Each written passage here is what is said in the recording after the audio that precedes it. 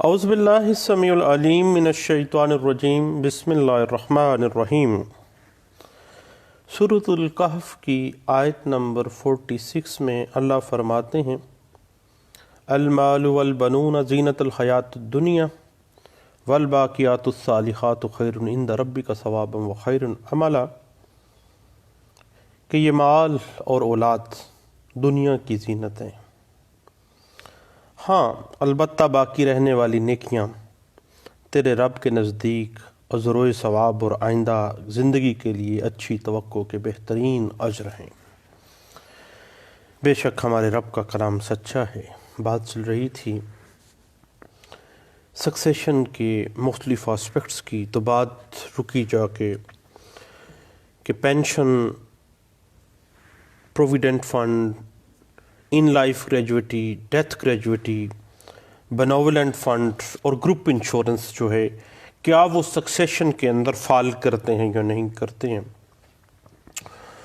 تو اس حوالے سے آپ کو پتہ ہے کہ سکسیشن کی تقسیم کے حوالے سے طویل مقدمے بازی بھی بعض اوقات ہمیں دیکھنے میں مل جاتی ہے، اور سرکاری ملازمتوں اور بعض غیر سرکاری کمپنیوں کے ملازمین کو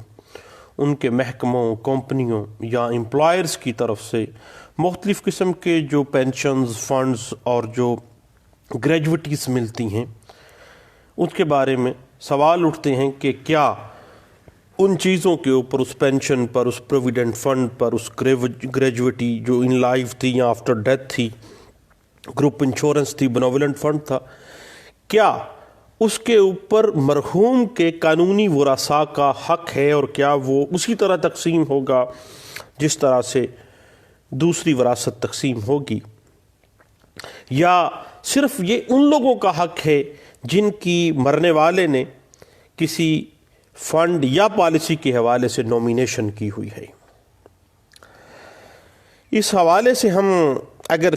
بات کو تھوڑا سا آگے لے چلیں کہ اسٹیٹ کیا ہے، ترکہ کیا ہے۔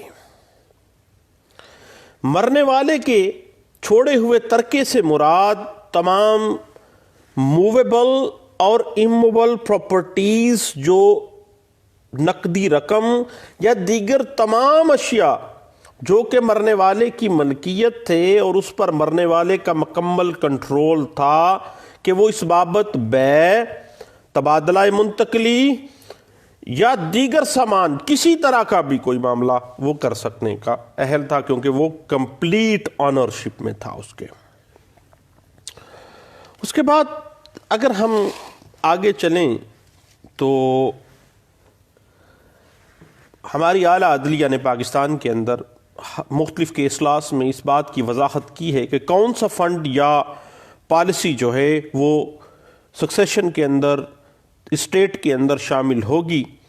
اور وہ اس کا سکسیشن سرٹیفکیٹ لیا جائے گا اور اس کو اس کے ترکے میں شمار کرتے ہوئے آگے چلا جائے گا، اور کون سی ایسی اسٹیٹ ہے جس پر قانون وراثت کے مطابق ورثاء کا قانونی حق ہے، اور کون سی پالیسی یا فنڈ جو ہے وہ اسٹیٹ میں اور انہیریٹنس میں نہیں جائے گی، سکسیشن میں نہیں جائے گا، اور اس پر سکسیشن ایکٹ 1925 جو ہے وہ اپلائی نہیں ہوگا۔ سب سے پہلے ہم بات کرتے ہیں پروویڈنٹ فنڈ کی۔ یاد رکھیے گا کہ پروویڈنٹ فنڈ سے ملنے والی رقم جو ہے وہ اسٹیٹ یعنی ترکے کے اندر شامل ہے۔ اس کی وجہ یہ ہے کہ اس فنڈ میں ملازم کی تنخواہ سے رقم کاٹ کر جمع کی جاتی ہے، جو کہ ملازم کا حق ہوتا ہے اور ہر حال میں اس کو ملنا ہوتا ہے، اور اس پروویڈنٹ فنڈ کا مطالبہ وہ اپنی زندگی میں بھی کر سکتا ہے، یہ چونکہ ملازم کا لازمی مالی حق ہے جو کہ اس کی ملکیت وراثت میں فال کر جاتا ہے اس کے مرنے کے بعد، اور اس کے مرنے کی بعد یہ ایک ترکہ شمار کیا جائے گا، اور اگر اس کی فوتگی کے بعد یہ پروویڈنٹ فنڈ ملتا ہے تو اس کا جو فنڈ ہے وہ سارے ورثاء میں جو حصہ برابر جصہ، جس طرح سے اسلامی شریعت نے ان کے حق متعین کیے ہیں اسی کے مطابق ان کو تقسیم کر دیا جائے گا۔ اس حوالے سے P L D 1974 supreme court page 1985 PLD 1991 supreme court of Pakistan page 731 اور 2013 CLC page 1834، 2014 CLC page 126 Peshawar high court اس بات کو انٹرپریٹ کرتی ہے۔ اور یاد رکھیے گا کہ پروویڈنٹ فنڈ جو ہے وہ ہمیشہ سے سیکشن 372 سکسیشن ایکٹ 1925 کے تحت جو ہے یہ اسٹیٹ کے اندر فال کرے گا، اور اس کے لیے سکسیشن سرٹیفکیٹ کا جو پروسیجر ہے وہ اسی طرح سے چلے گا۔ اس بات کی انٹرپریٹیشن 2019 کی ایک لینڈ مارک ججمنٹ ہے، 2019 PLD پیج 01 ہے، کراچی ہائی کورٹ کی ججمنٹ ہے، ضرور دیکھیے گا۔ اس کے بعد فیملی پینشن اور ان لائف اور ڈیتھ گریجویٹی کی بات کرتے ہیں کہ فیملی پینشن اور ڈیتھ گریجویٹی جو کہ کسی ادارے میں کام کرنے والے ملازم کے گھر والوں کو اس کی وفات کے بعد دی جاتی ہے، وہ محض ایک عطیہ ہے، اور اس کی جو تقسیم ہے وہ انہیریٹنس کے سکسیشن کے اصولوں پر نہیں ہوتی ہے۔ ڈیتھ گریجویٹی پر کسی بھی ملازم کا اپنی زندگی میں ایسا حق نہیں ہوتا ہے جس کا وہ لازمی مطالبہ کر سکے۔ یہ ایک عطیہ ہے، اور دینے والے کو حق حاصل ہے کہ وہ مرحوم کے خاندان میں جس کو چاہے یا اس کے نومینی کو دے۔ اس وجہ سے یہ قابل میراث نہیں ہے، جو حقدار ہے اس کو ملے گی، اس کی بیوہ کو یا اس کی بیٹی کو اس کے مرنے کے بعد۔ اس بات کو ابھی ایک لینڈ مارک ججمنٹ میں 2019 PLC سیول سروسز کے کیسز پیج 783 میں انٹرپریٹ کیا گیا، اور واضح کر دیا گیا کہ والد بھی فوت ہو گیا، وہ بھی ملازم تھا، والدہ بھی فوت ہوگی، وہ بھی ملازم تھی، پیچھے ایک بیٹی رہ گئی جو طلاق یافتہ تھی۔ اب والد اور والدہ دونوں کی فیملی پینشن جو ہے اور ڈیتھ گریجویٹی جو ہے وہ خاتون جو ان کی بیٹی ہے وہ بیک وقت دونوں وصول کریں گے، دونوں کی پینشن وصول کریں گے۔ اس حوالے سے 2015 SCMR page 43، 2015 SCMR page 630، 2017 SCMR page 2066، 1992 SCMR page 1652 جو ہے وہ ہمیں اس بات کی انٹرپریٹیشن دے دیتی ہے۔ اس کے بعد وہ گریجویٹی جو ملازمت کی طے شدہ شرائط کے تحت ملازم کی زندگی میں اس کا رائٹ بن جاتی ہے، ان لائف گریجویٹی، اور جس کا وہ اپنی زندگی میں ہی ڈیمانڈ کر سکتا ہے، وہ اس کی اسٹیٹ میں شامل ہوتی ہے، اور وہ اس طرح سے ان لائف گریجویٹی اس طرح سے ڈیوائیڈ ہوگی جس طرح سے وراثت تقسیم کی جاتی ہے۔ اس بات کی انٹرپریٹیشن آپ کو PLD 1982 فیڈرل شریعت کوڈ پیج 143 میں، PLD 1989 Lahore high court page 35 میں آپ کو ملے گی، اور واضح ہو جاتا ہے کہ جو ان لائف گریجویٹی ہے، جو GP فنڈ ہے، وہ اسٹیٹ ہے، وہ اپنی لائف میں ڈیمانڈ کر سکتا تھا، اس نے لے لی ہے، وہ اس کی اسٹیٹ بن گئی، اس کا ترکہ بن گیا، اور وہ اسلامی قرآنی جو حصہ جات ہیں، جو شیئرز اللہ نے مقرر کر دیے ہیں ہر فرقے کے اپنے اپنے سکولز آف تھاٹس ہیں، اس کے مطابق وہ قانونی ورثاء کے پاس چلی جائے گی۔ اس بات کی مزید انٹرپریٹیشن آپ دیکھنا چاہیں تو PLJ 1999 Lahore high court page 907 میں ہمیں اس بات کی انٹرپریٹیشن ملتی ہے۔ اس کے بعد بات چل نکلتی ہے پینشن، جو فیملی پینشن ہے جو ملازم کی زندگی میں واجب الادا ہوتی ہے، جس کا وہ مطالبہ اپنی لائف میں بھی کر سکتا ہے آفٹر ریٹائرمنٹ، یا اپنی ملازمت سے فارغ ہونے کے بعد۔ وہ اس ملازم کی جو پینشن ہے اس کی اسٹیٹ کہلاتی ہے، اور اگر جو اس کی لائف میں اس کے پاس آ گئی ہے وہ اسٹیٹ ہے، اور وہ تمام ورثاء میں وہ تقسیم ہوگی۔ لیکن فیملی پینشن جو ملازم کی زندگی میں واجب الادا نہیں ہے، بلکہ اس کی وفات کے بعد اس کے گھر والوں کے لیے واجب الادا ہے، تو وہ اس مرنے والے کی اسٹیٹ نہیں ہے، اس کا ترکہ نہیں ہے۔ وہ سارے ورثاء میں تقسیم نہیں ہوگا فیملی پینشن آفٹر ڈیتھ. صرف وہی لوگ اس کے حقدار ہوں گے جن کو یہ عطیہ دیا گیا ہے. مثلا اس کی بیوہ ہے، اس کی بچی ہے، نابالغ ہے، بچے ہیں نابالغ ہیں، کوئی بیوہ بچی آ گئی، کوئی متعلقہ بھی بچی آ گئی جو اس کے ڈیپینڈنٹ ہو نہیں تھی اگر وہ زندہ ہوتا. تو اس بات کو انٹرپریٹ 2006 CLC پیج 1589 میں انٹرپریٹ کیا گیا تھا. اس کے بعد تھوڑا سا معاملہ کو آگے اگر ہم بڑھائیں تو بات چل نکلتی ہے گروپ انشورنس کی.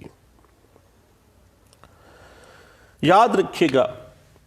کہ گروپ انشورنس جو ہے وہ اسٹیٹ نہیں ہے، ترکے کے اندر فال نہیں کرتی ہے، بلکہ یہ نامزد افراد کے لیے، نومینیز کے لیے مدد ہوتی ہے. اس بات کو انٹرپریٹ کیا گیا PLG 1999 Lahore high court page 907 میں، اور PLD 1991 supreme court of Pakistan page 731 میں، اور 2010 CLC پیج 219 میں. اور واضح کر دیا گیا کہ گروپ انشورنس کسی مرنے والے ملازم کا قطعی صورت اسٹیٹ نہیں ہے، ترکہ نہیں ہے. اس بات کے اوپر 2001 MLD page 1، NLR 2000 appeal cases page 601، PLD 1994 Peshawar high court page 1، اور 2001 MLD page 1، PLD 1994 Peshawar high court page 1، اور 2006 YLR پیج 2678 جو ہے وہ اس بات کو انٹرپریٹ کرتی ہے. خواہ یہ اسٹیٹ نہیں ہے لیکن جو رقم اس کو ملی ہے وہ آفٹر ڈیتھ جو ہے وہ ورثاء میں تقسیم کی جا سکتی ہے، اور ورثاء میں جو قرآنی حصے ہیں اس کے مطابق تقسیم کر دی جائے گی. اس بات کو PLD 1995 سپریم کورٹ پیج 560 نے اس بات کو انٹرپریٹ کیا، اور NLR 2001 اپیل کیسز پیج 601 میں بھی اس بات کو انٹرپریٹ کیا گیا تھا. اس کے بعد چونکہ گروپ انشورنس اس ملازم کی زندگی میں وہ اس کا رائٹ نہیں ہے، اس کا حقدار نہیں ہے، اس وجہ سے جب وہ مر جاتا ہے تو گروپ انشورنس ایک عطیہ ہے اور ترکے میں شامل، اسٹیٹ میں شامل نہیں ہے. اور جن افراد کو رقم دی جائے گی اس کا تعین ہمیشہ سے اکارڈنگ ٹو دا سکسیشن کیا جائے گا، میراث کے حکم کے مطابق جو ہے اس کی تقسیم کی جائے گی. اس بات کی انٹرپریٹیشن آپ کو PLD 1991 سپریم کورٹ پیج 731 میں آپ کو ملے گی. اس کے بعد بات آگے چل نکلتی ہے ایک ملازم کے بینوولنٹ فنڈ کی. اب صاحب آپ کو پتہ ہے کہ بینوولنٹ فنڈ جو ہے اس فنڈ کے اوپر وراثتی احکام کی پابندی لازم نہیں ہے، سکسیشن اپلائی نہیں ہوتا ہے، کیونکہ یہ بھی ایک عطیہ ہے، ترکہ نہیں ہے.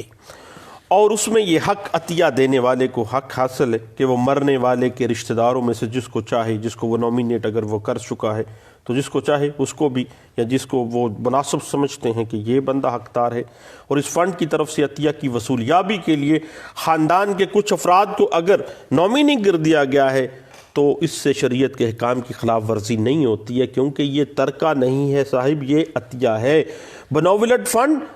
اور گروپ انشورنس کی رقم ورثاء کو وراثتاً جو ہے وہ بندہ وصول کرے گا، وہ اس کی حیثیت ایک ٹرسٹی کی ہوگی جو وصول کرنے والا، جس کو اس نے نومینی کیا ہے یا جس کو محکمے نے وہ عطیہ دیا ہے. اور جو شرعی وارثان ہیں وہ جس طرح سے دوسری سکسیشن لیتے ہیں، جس طرح دوسری انہیریٹنس ترکے میں سے، اسٹیٹ میں سے لیتے ہیں، اسی طرح وہ شرعی حصوں کے مطابق اس میں سے بینوولنٹ فنڈ سے اپنا حصہ طلب کرنے کے حقدار بن جاتے ہیں. اس بات کی انٹرپریٹیشن 2005 SCMR پیج 512 اور PLD 2013 Peshawar high court page 1، 2014 CLC page 126 اور PLD 2010 Karachi high court page 12 کے اندر اس بات کو بڑے اچھے انداز سے انٹرپریٹ کیا گیا ہے. اور یہ بات طے ہونے کے بعد کہ ملکیت، وراثت یا ترکہ میں کیا شامل ہے، کیا شامل نہیں ہے، یہ بات پہلے ڈٹرمن ہونی ہے. پھر باری آتی ہے مرنے والے کی منقولہ جائیداد کی، جیسے بینک اکاؤنٹس ہیں، جیسے یہ پینشن کا معاملہ، گروپ انشورنس کا، benevolent provident fund, gratuity in life after death gratuity, ان تمام کو وراثت کے مطابق تقسیم کرنے کے لیے آپ کو پتہ ہے کہ سکسیشن ایکٹ 1925 جو ہے سکسیشن سرٹیفکیٹ کے لیے آ جائیں گے اور متعلقہ عدالت میں آپ اپلیکیشن دیں گے، اس کے بعد پھر جو پروسیجر ہے اس کے مطابق پھر آگے معاملہ چلے گا۔ تو باتیں چل رہی تھیں انہیریٹنس کی، انہیریٹنس سے بات چلتے چلتے سکسیشن سرٹیفکیٹس پہ جا رکی، اور سکسیشن سرٹیفکیٹ پہ ایک دوست کے ساتھ گپ شپ شروع ہو گئی کہ group insurance, pension, family pension, benevolent fund in life اور آفٹر ڈیتھ گریجویٹی کی کیا پوزیشن ہوگی سکسیشن کے حوالے سے، کچھ باتیں ہوئیں ناشتے سے پہلے۔ تو پھر میں نے کہا کہ بھئی اب عدالتوں کا وقت تو ہوا جاتا ہے، اور کیوں نہ اپنے دوستوں سے یہ بات جو چھوٹی سی تھی وہ شیئر کر لی جائے۔ دعاؤں میں مجھے یاد رکھیے گا، انشاءاللہ مختلف آسپیکٹ آف سکسیشن اور انہیریٹنس کے ہم ڈسکس کرنے جا رہے ہیں، انشاءاللہ اس پہ باتیں چلتی رہیں گی۔ دعاؤں میں مجھے ضرور یاد رکھیے گا۔ اللہ حافظ۔